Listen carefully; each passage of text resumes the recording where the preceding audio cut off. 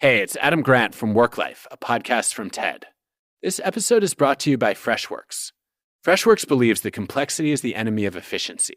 So stop wrestling with bloated, expensive service software that takes forever to implement an update, where ROI is someday, not today. You've been overcharged and underserved for way too long. Uncomplicate with Freshservice for IT and Freshdesk for customer support. And with Freshworks AI-assisted service software, you'll work smarter, not harder. Freshworks uncomplicates. Learn more at freshworks.com. 7 things you don't really need to know, but probably should. I'm Jamie East, and this is the Sunday 7. Thank you, Revens, in for Jamie East this week. And on today's episode of the award-winning Sunday 7, we hear about Russia's dramatic earthquake that could have caused chaos, meet England's first female Astronomer Royal, and get the inside track on the enhanced games. Plus, Will Guyatt, the Smart 7's resident tech guru, explains why VPNs are so popular suddenly and gets up to speed on the latest in the AI wars. If you're enjoying our episodes, please do like and follow us wherever you get your podcasts. We're here 7 days a week at 7 a.m. with the 7 biggest stories on the Smart 7 in association with Metro. Before we get started, though, it was on this day in 1958 that US submarine the Nautilus became the first sub to travel under the geographic North Pole. The Nautilus was the first atomic-powered submarine in the US Navy, and while under the North Pole, its crew set up a mini post office and sent official letters from the pole. The same crew also discovered the Arctic Basin. Under the pole was over 13,000 feet deep, but there's no record of whether they met Santa or not.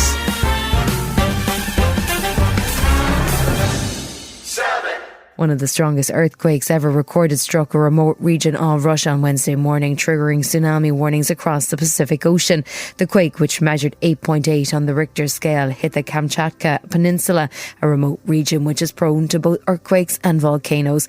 Fortunately, the earthquake appears to have occurred at a relatively shallow depth, which limited the impact, or it could have been a serious natural disaster, as Professor Harold Tobin of the University of Washington explained. Probably the 6th or 7th largest earthquake we've ever recorded since at least the year 1900. The largest earthquakes on the planet are these ones that happen offshore around the Pacific Rim or places in subduction zones, and typically do trigger very large tsunamis. So it's the biggest event since the Japan 2011 one. Tsunami alerts were sounded in Hawaii and even as far away as Australia and New Zealand, which gave people time to evacuate. While the tsunami didn't hit at the scale that was feared, oceanographer Dr. Simon Boxall says the ripple effect may be felt for quite some time. The concern is, of course, that it's not just that initial earthquake. There's likely to be aftershocks, and they can also generate tsunamis. Plus the fact that the waves themselves, as they sort of move across the Pacific, they interfere with each other. You get the sort of pattern of waves going across, and we get what's called constructive interference. So the concern is if we get 2 waves come together, and this is what happened in Indonesia, Boxing Day many years ago now, where some areas were completely devastated with 10-meter high waves, others were barely touched. So, the Pacific will be on alert really for the next 40 hours. The question you might be asking yourself is, how does a remote Russian earthquake trigger tsunami warnings across the whole of the Pacific, from Hawaii to Japan and from Chile to the Philippines? Matthew Cappucci is an American meteorologist and storm chaser, and he also writes for the Washington Post. He explains why an earthquake at one side of the world can have impact so far away. We've all heard about the Pacific Rim of Fire, this big seismically active zone around the Pacific. It's at the edge of the Pacific Plate. Now, the Pacific Plate is really heavy and dense. It's crushed by all the weight of the water on top of it. And it's been moving northwest into something called the Okhotsk Plate, another plate underneath parts of Russia and Asia. Now, these two basically crunch into each other at about 77 millimeters per year, 3 inches. Doesn't sound like much, but that causes a ton of pent-up stress that is released in big slips. And tonight, the Pacific Plate slid or subducted underneath the Okhotsk Plate, releasing a ton of energy. Now, this quake was something we call a megathrust quake, and as a result, it displaces the seafloor and causes shaking, which displaces water and triggers a tsunami wave. Fortunately, even though the quake was record-breaking, the tsunami that followed was relatively mild, and most affected areas were able to scale down their warnings pretty quickly. The early warning systems were installed across the region after the 2004 tsunami that caused chaos in 14 countries. Professor Tiziana Rossetto is a professor of earthquake engineering at University College to London, and she told the BBC that those alerts are extremely important. This is the big difference that we're seeing compared to the 2004 Indian Ocean tsunami, which hit offshore of Indonesia and killed over 235,000 people. In that case, there was no tsunami warning in the area. There wasn't the capacity to provide that. Luckily, in the Pacific Ocean, we do have a tsunami warning system that has been active for many years and was able to alert people to the fact that they should evacuate. So as far as I know, no lives have been lost, which is an incredible achievement, because even a 1 meter high tsunami at the coastline can be lethal.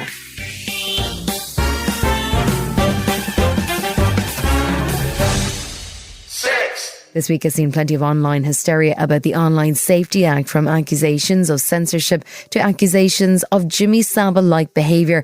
It's been non-stop. This week has also seen VPNs, that's virtual private network apps, zoom to the top of the download charts. So it's time to check in with the Smart 7's tech guru and master of all things online, Will Guyatt. Hey Will, what country are you calling from? Hello to you. I'm calling in from Guyatt. It's a new country I've made by floating 2 bathtubs and a king-size mattress into a big pond just outside of Swindon. In all seriousness, talk to me about VPNs and why everyone, or nearly everyone, wants one. They're not actually going to be banned either. Virtual private networks are a good way to trick the internet to thinking that you're actually somewhere else, much like my efforts to create Guyatt to mask the fact I'm actually near Swindon, while others, like legitimate massive corporations, use them to enable access to work systems that would typically only be available in the office. Perhaps one of the most popular uses is to get iPlayer or other streaming services when you're overseas, or for some huge football fans, getting those all-important free PM games you aren't meant to watch here in the UK. The Online Safety Act was created to protect users from harmful content online, and one of the most visible bits to us punters is the effort to stop showing stuff like porn or adult content to under 18s. As of last week, we were all asked to verify we were of age to legally watch porn. However, within moments of this launching, many realised the use of a VPN to pretend you were in another country was enough to stop this verification process and allow you to carry on using the web just as you were before. And then moments after that, online free speech commentators were claiming that the government were coming for your VPN next. Now, there's zero evidence to say they will be banned. It's far more likely that companies will be forced to use tighter ID verification with tougher checks on VPN usage that already exist and get used by companies like Google to stop you pretending you're in Belize and not in Bristol. The Online Safety Act has good intentions though, right? Is it just how it's been rolled out? As is typically the way these days, there are a ton of passionate arguments and a whole lot of BS out there about the government's intent with the Online Safety Act. Surely the intent to stop young people from seeing porn under legal age or forcing tech companies to quickly remove illegal content has to be a sensible move, right? The Online Safety Act itself is pretty expansive, and with all these laws, the devil is in the detail. And at the moment, some companies are overreacting, removing their services from the UK with no real need to do so, and others are underreacting, like the porn sites now being investigated a week into this for introducing no kind of verification services whatsoever. And what was the row between Labour Tech Secretary Peter Kyle and Nigel Farage about? Just when you hope the government ministers out there doing breakfast TV and radio rounds are out there to quell the misinformation and drive home important messages about the Online Safety Act, the tech minister summons the dead TV host and DJ and one of the UK's most prolific sexual offenders of all time, Jimmy Savile, and compares him to Nigel Farage by saying the Reform leader was on Savile's side because he would suggested that Reform would repeal the Online Safety Act if they got into power.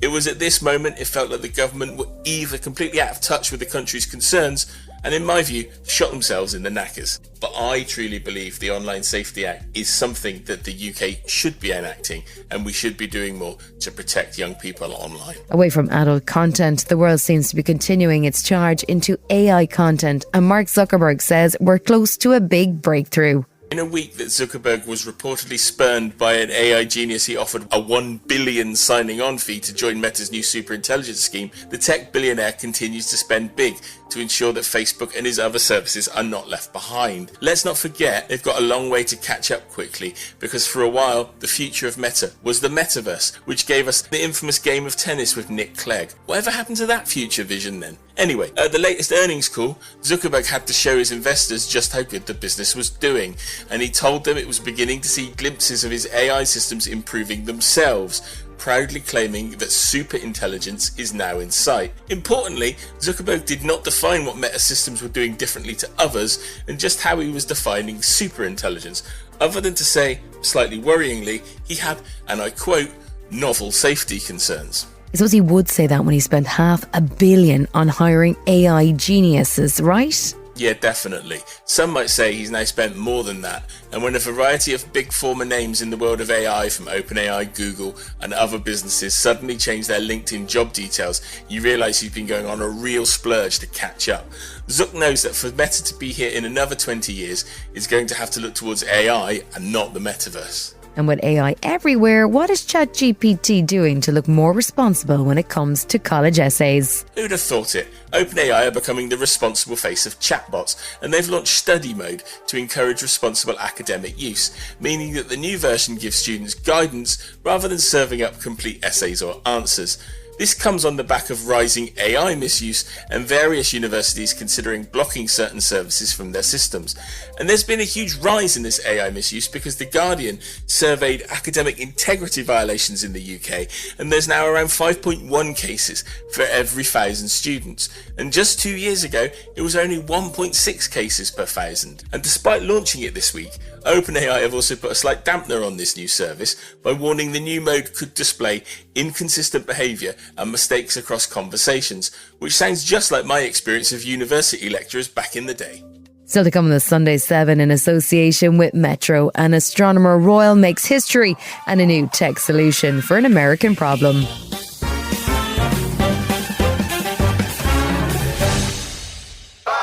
England has a new Astronomer Royal, and for the first time, she's a woman. Professor Michelle Dougherty has been appointed to the position after the retirement of Lord Martin Rees, who has been staring at the skies on the King and Queen's behalf for 30 years. The role was originally created way back in the 17th century by King Charles II, and the original job description was to determine longitude for ships at sea who were out of sight of land in the days before GPS navigation. The role these days is slightly less hands-on, but Professor Dougherty has a formidable CV. She's a professor of space physics at Imperial College London, and she was the principal investigator on NASA's mission to Saturn with the Cassini spacecraft. Her analysis of Saturn's magnetic field led to the discovery of water vapour around one of Saturn's 274 moons and suggested that the moon named Enceladus could harbour life. Interestingly, Scotland already has a female Astronomer Royal, Professor Catherine Haymans, who was appointed in 2021.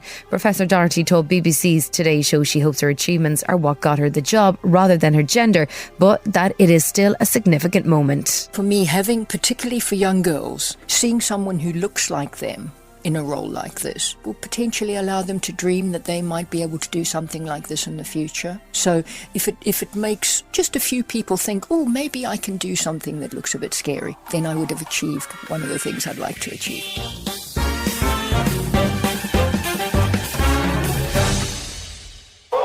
This week saw a gunman carry out an attack in New York City which saw 4 people killed in a Manhattan skyscraper before the attacker took his own life.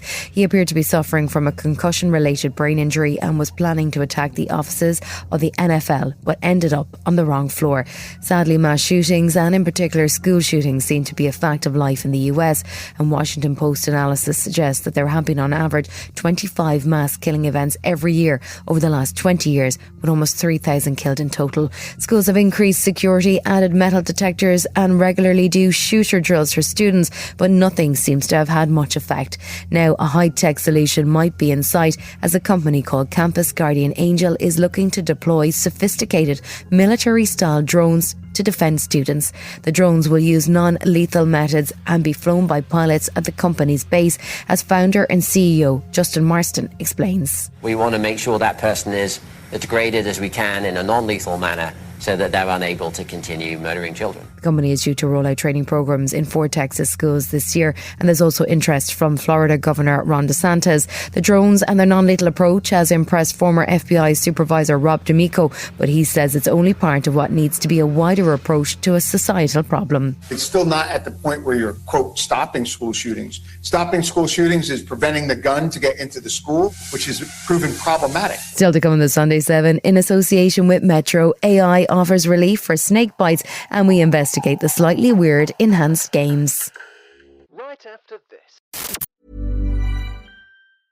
And now, a next-level moment from AT&T Business. Say you've sent out a gigantic shipment of pillows, and they need to be there in time for International Sleep Day. You've got AT&T 5G, so you're fully confident. But the vendor isn't responding, and International Sleep Day is tomorrow. Luckily, AT&T 5G lets you deal with any issues with ease, so the pillows will get delivered and everyone can sleep soundly, especially you. AT&T 5G requires a compatible plan and device. Coverage not available everywhere. Learn more at att.com/5G network.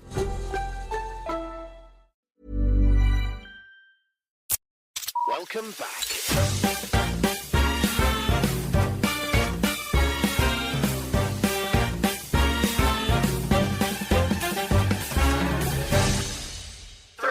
Every year, over 5 million people worldwide are bitten by snakes, and while the level of lethality can vary, it's a huge risk to human life. The World Health Organization estimates that approximately 100,000 people die from snake bites each year, and agricultural workers and children are the most affected.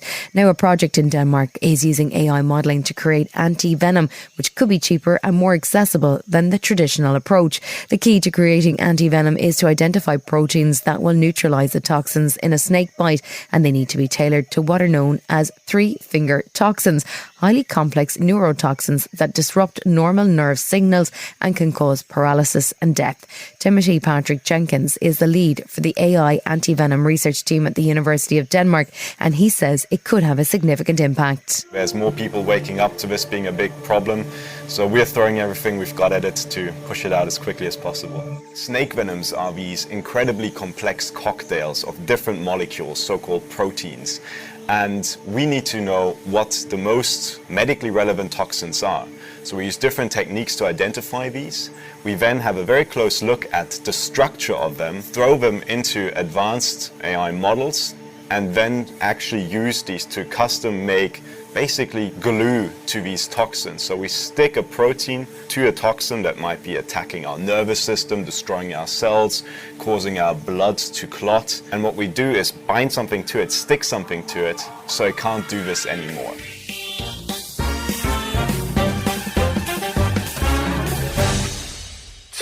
Next May, Las Vegas will host the first ever Enhanced Games, the only sporting event in which athletes are encouraged to take performance-enhancing substances.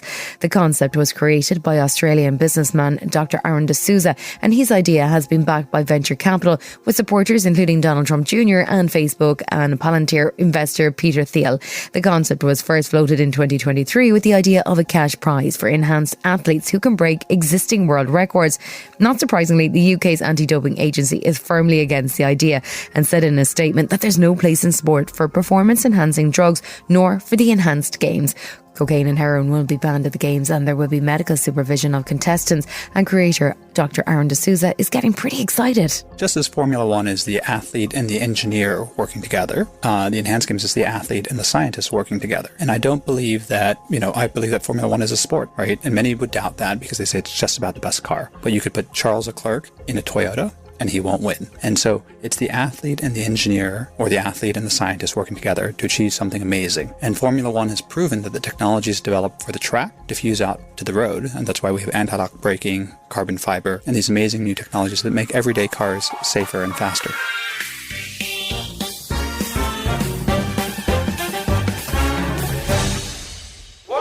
Ben Jordan is a musician and YouTuber, and he's pretty much obsessed with sound. If you're looking for his musical work, he's recorded under the names including The Flashbulb, Acid Wolf and the Human Action Network. These days, he's more about YouTube and runs a channel called Ben Jordan. That's Ben with 2 N's, where he posts videos about sound and nature to his 600,000 plus subscribers.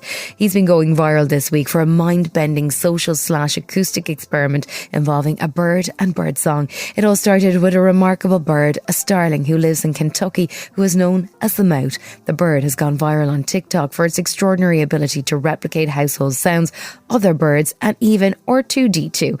Ben started by explaining how exactly birds are able to replicate noises and how their vocal setup, which is pretty different to humans, actually works, and the bizarre audio challenge he'd come up with for the mouth. A syrinx places 2 pairs of muscles on each passage coming out of the lungs, and some birds have as many as 14 of these muscles. Songbirds are on the higher end of those muscle numbers, all of which are used to control the pitch of their voice with exceptional precision and speed. I packed up my ultrasonic recording kit and headed to Louisville to hopefully get the mouth comfortable enough to show me and my microphones more about how his singing abilities work. And as a complete wild shot in the dark, I drew a photo of a bird in a spectral synthesizer and put the sound on my phone to play for the starling on the off chance that he'd like the sound enough to add to his vocabulary, which would effectively make himself capable of storing and transmitting image data. When I got home, when going through my many gigabytes of starling sounds in this recording session, I noticed a little bird in the spectrogram. Here's the original file that I played for it.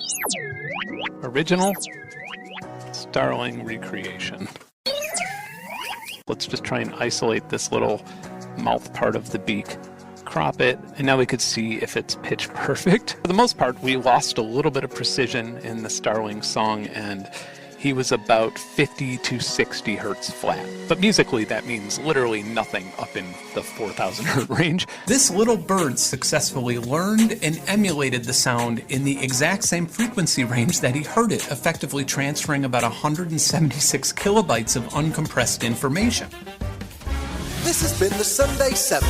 Wherever you're listening, do us a favour and hit the follow button. We'll be back tomorrow at 7 a.m. with the regular Smart 7. Have a great rest of your weekend. Written, produced and published by Daft Doris. Prime delivery is fast. How fast are we talking? We're talking puzzle toys and LickPad delivered so fast you can get this puppy under control fast. We're talking chew toys at your door without really waiting fast. Pee pads, cooling mat, and peg hammer fast and fast. And there's training TREATS faster than you can say sit fast. And now we can all relax and order these matching hoodies to get cozy and cute fast. Fast free delivery. It's on Prime.